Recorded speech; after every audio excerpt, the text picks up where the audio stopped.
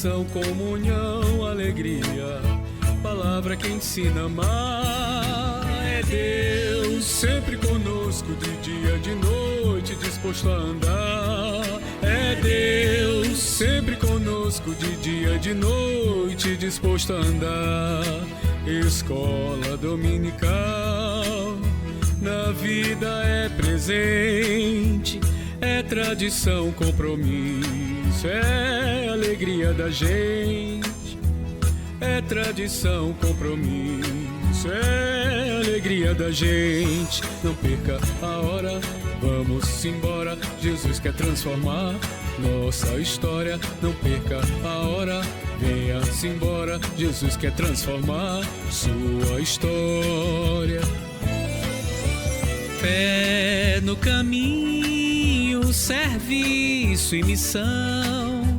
Quero aprender com seus passos, ser sal, ser luz no mundão. É Deus sempre conosco, de dia, de noite, disposto a andar.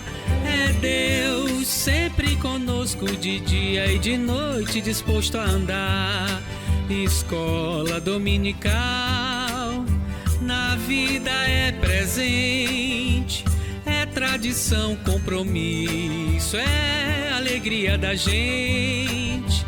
É tradição, compromisso, é alegria da gente. Não perca a hora, venha-se embora. Jesus quer transformar nossa história. Não perca a hora, venha-se embora. Jesus quer transformar sua história. Não perca a hora, venha-se embora. Jesus quer transformar nossa história.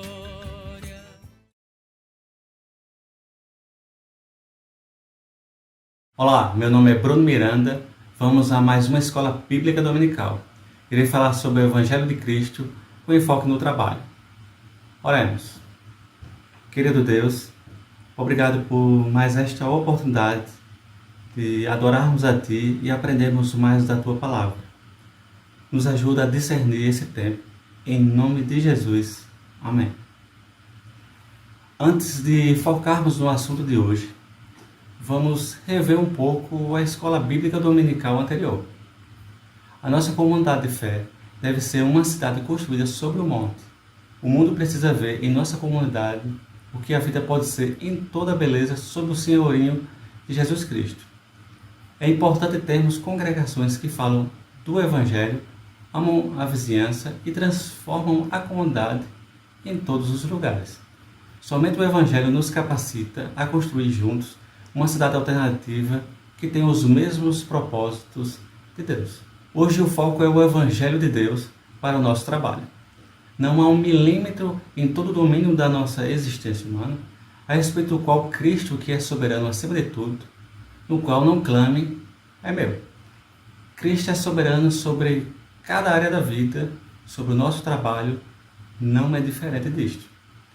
Os seres humanos receberam trabalho para ser feito antes da queda, antes do pecado e antes de qualquer coisa estivesse errada com o mundo. O trabalho, portanto, é algo que está no propósito original para nós. Como você poderá ler em momento oportuno, em Gênesis capítulos de 1 a 3. Com a queda, o homem tem sua visão do mundo alterada.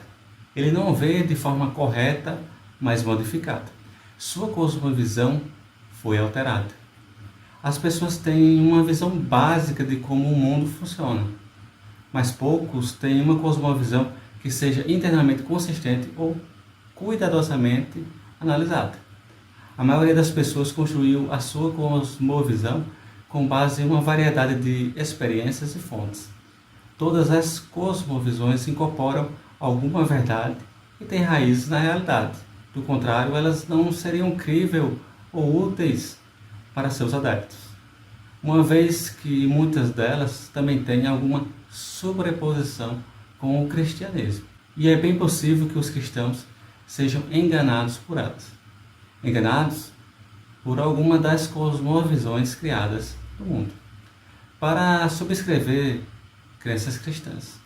Mas em nosso local de trabalho, em nossa vida pessoal, acabamos por operar com uma cosmovisão, por exemplo, individualista ou materialista. À medida que procuramos viver, trabalhar e participar da cultura, nós nos descobrimos confrontados com muitas formas de enxergar o mundo, variados sistemas religiosos e inúmeras crenças. Se quisermos viver e trabalhar no mundo de acordo com uma cosmovisão cristã, como revelada na Bíblia, é útil aprendermos a identificar as cosmovisões alternativas que dominam a nossa cultura e locais de trabalho. Mas o que é uma cosmovisão? Não é um conceito teológico. Cosmovisão é uma maneira de ver a vida. As pessoas enxergam o mundo de forma diferente. O mesmo ato pode ser visto como bom e ruim ao mesmo tempo por pessoas diferentes. Isso ocorre porque a relação entre nós e o mundo não é imediata. Tem alguma coisa entre nós e o mundo que determina como nos relacionamos com ele. O que está entre nós e o mundo é a cosmovisão. Uma cosmovisão é composta de um conjunto de crenças fundamentais. Cosmovisões são as lentes pelas quais vemos alguma coisa. Todos têm algum tipo de cosmovisão que usa para responder às perguntas da vida, como: por que algo em vez de nada? Deus existe? Vamos ver a partir de agora as principais cosmovisões. Aqui é preciso um pouco mais de atenção. A primeira cosmovisão é o platonismo. No propósito do platonismo, o mundo físico é um mundo obscuro e imperfeito, mas o mundo real é o reino não material das formas ideais. Assim, o propósito da vida é conhecer e viver de acordo com o reino perfeito dos ideais. O propósito do platonismo é que a alma é boa, mas o corpo é mau. Mesmo na alma, as emoções e os desejos, fortemente ligados aos desejos físicos de conforto, comida, sexo, muitas vezes guerreiam contra a razão, que, se devidamente educado, está fixado no reino das formas. Então o problema é que o corpo e suas paixões com frequência triunfam sobre a razão. A solução que o platonismo dá é que precisamos educar as pessoas para que a razão triunfe sobre o seu corpo e seus apetites. O resultado que obteremos com isto é que vamos colocar os cidadãos mais educados na vanguarda. Por exemplo, os filósofos estarão na liderança da sociedade. A segunda cosmovisão são muitas das religiões tradicionais. No propósito de religiões tradicionais, há dois mundos, o eterno e o temporal. E este mundo temporal é menos importante.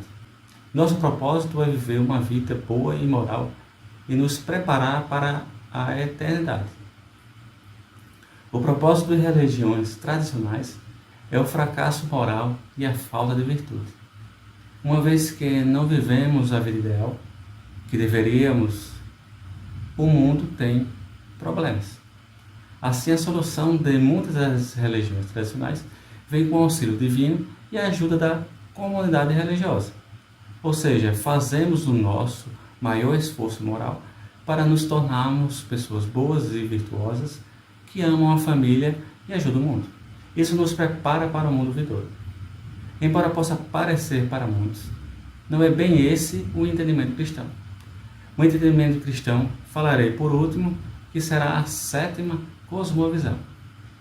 Por enquanto, vamos à terceira cosmovisão, o naturalismo científico. No propósito do naturalismo científico, a história é um movimento linear, encadeado por causa e efeito. Não há realidade além do que é físico. Tudo é produto da evolução biológica por meio da seleção natural. Tudo que diz respeito a nós existe porque nos ajudou a sobreviver. O propósito da vida é simplesmente sobreviver. Já o problema do naturalismo científico é que os problemas do mundo se devem basicamente à competição que produz vencedores e perdedores. Como solução do naturalismo científico, se requer a investigação empírica e a execução científica que pode eliminar muitos dos problemas humanos. E no fim, o processo da evolução nos faz avançar. A próxima cosmovisão se refere ao psicodinamismo. Essa expressão vem da psicologia individualista contemporânea. No propósito do psicodinamismo, embora essa visão pressuponha a cosmovisão científica do naturalismo, ela também tem raízes no romantismo, que realçou o propósito da liberdade individual e a descoberta do nosso eu e paixão interior.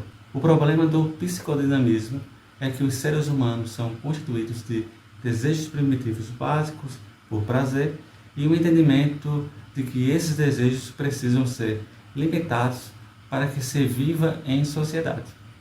Família e sociedades repressivas e hostis são culpadas pelo desequilíbrio entre desejos e a consciência, e entre o indivíduo e a sociedade.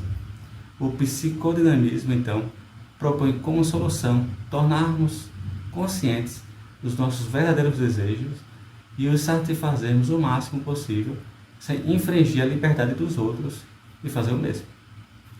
Agora, a quinta cosmovisão é o existencialismo. No propósito do existencialismo, não somos determinados por forças biológicas, nem históricas ou econômicas. Não há quaisquer valores absolutos ou objetivos, nenhum propósito determinado na vida, de modo que somos radicalmente livres. Assim, o propósito da vida é aproveitar a nossa liberdade. O problema do existencialismo é que precisamos decidir quem queremos ser e como queremos viver. Não podemos olhar para a tradição para descobrir. Precisamos criar completamente. A solução no existencialismo é aceitar a nossa liberdade radical e criar significado combatendo a falta de sentido. Isso requer resistir à doença, ao sofrimento, à tristeza, à pobreza. Agora vamos à penúltima cosmovisão, o pós-modernismo. No propósito do pós-modernismo, o conhecimento do mundo real é inalcançável. Concorda com o existencialismo, em que somos livres para criar nossa própria realidade, mas o pós-modernismo diz que não podemos fazer isto como indivíduos. Toda verdade é construída socialmente em comunicações. O problema do pós-modernismo é que a identidade comunitária, inevitavelmente, define a si mesmo por aqueles que não são nós ou são outro. Isso marginaliza e oprime. Todas as afirmações de verdade são, na realidade, apenas jogos de poder feitos por um grupo ou outro. Sendo assim, a solução do pós-modernismo parte de enfraquecer e desconstruir todas as afirmações de poder. Assim, desmascarando as afirmações de poder como esforços socialmente construídos para manter o poder. Então, vimos até aqui 6 cosmovisões, geradas do pensamento humano, principalmente. Agora vamos para a última cosmovisão, que eu falo aqui, que é a cosmovisão cristã. No propósito do Evangelho cristão, ou do Evangelho de Cristo, Deus criou um mundo bom e belo, cheio de seres para compartilhar dessa vida de alegria e paz, conhecendo, servindo e amando a Deus e uns aos outros. O problema que a Escritura nos revela é que escolhemos centrar nossa vida em nós mesmos e na busca de coisas e não em Deus e nos outros. Isso levou à desintegração da criação e à perda de paz em nós mesmos, entre as pessoas e na própria natureza. Mas o Evangelho traz a solução. Deus entrou na história, na pessoa de Jesus, a fim de lidar com todas as causas e resultados do nosso relacionamento destruído com Ele. Jesus viveu a vida para a qual fomos criados e então morreu para pagar a dívida do pecado que contraímos por causa da vida que de fato vivemos. Pela sua ressurreição, Ele mostrou que a morte agora foi derrotada. Assim, a comunidade de fé, na perspectiva da Bíblia, desafia todas as cosmovisões e vai além delas. Quando o Evangelho é considerado junto à nossa cosmovisão, ou qualquer cosmovisão do mundo, ele tanto desafia quanto afirma, ele tanto retém quanto rejeita. O Evangelho soluciona e completa. Quando o cristianismo entra em uma cultura, ele não dizima a história desta cultura nativa, Mas em vez disso, entra nela, purifica das distorções e elementos idólatras e soluciona em Cristo as suas tramas não resolvidas.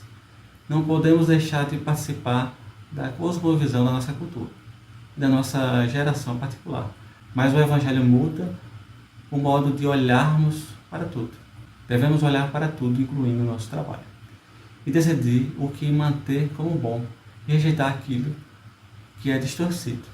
É preciso revisar, renomear e reformular na forma do Evangelho. Para Wright, o Evangelho de Jesus nos indica e de fato nos exorta a estarmos na vanguarda de toda a cultura, articulando história, música, arte, filosofia, educação, poesia, política, teologia, uma cosmovisão que vai ajustar o desafio cristão historicamente enraizado tanto para a modernidade quanto para a pós-modernidade, mostrando o caminho ao mundo pós-moderno, com alegria, gentileza, bom senso e verdadeira sabedoria. Acredito que enfrentamos a questão, se não agora, então quando? E se formos alcançados por essa visão, talvez também ouçamos a pergunta, se não nós, então quem? E se o Evangelho de Jesus não é a chave para essa tarefa, então o que é? Enfim, vivemos em cidades com muitos pontos de vista e diversas cosmovisões. Quando saímos de casa para o trabalho, encontramos muitas cosmovisões e devemos nos perguntar quais são as lentes que enxergamos a vida. Vou considerar aqui que até Deus tem um ponto de vista, que é a verdade, que é aquilo que nos foi revelado na Escritura. Temos que ter o mesmo ponto de vista que Deus. A nossa cosmovisão tem que se basear fundamentalmente na Bíblia. Quando nos baseamos na Escritura, percebemos que Deus tem um plano de salvação para a comunidade de fé. Ele tem um plano que envolve as narrativas da criação, da queda, da redenção e da consumação. Deus também tem um plano para o nosso agir como cristãos no trabalho. O Evangelho precisa transformar nosso agir no trabalho, transformar a nossa motivação. Trabalhamos como um mordomo e também devemos ter descanso. O trabalho é a reorganização cuidadosa da criação de Deus e que ajuda as outras pessoas a florescer em muitos aspectos, incluindo o espiritual. Quando você tem essa perspectiva, se faz o trabalho independente se alguém está olhando ou não. Busquemos a Deus em oração. Senhor Deus maravilhoso, nos ajuda em comunidade a evidenciar a sua beleza e realidade. Nos encoraja a viver o Evangelho a cada dia e nos transforma a viver o Evangelho, inclusive no nosso trabalho. Em nome de Jesus. Amém. Fala galera, Alan Salvato na voz. Vim falar para você que sua vida está complicada. Descomplique. Descomplique. Descomplique as suas emoções. Descomplique. Descomplique a sua fé. Descomplique. Descomplique. Se a vida for o amor. Descomplique. Descomplique. Convite para reorganizar a tua vida. Descomplique.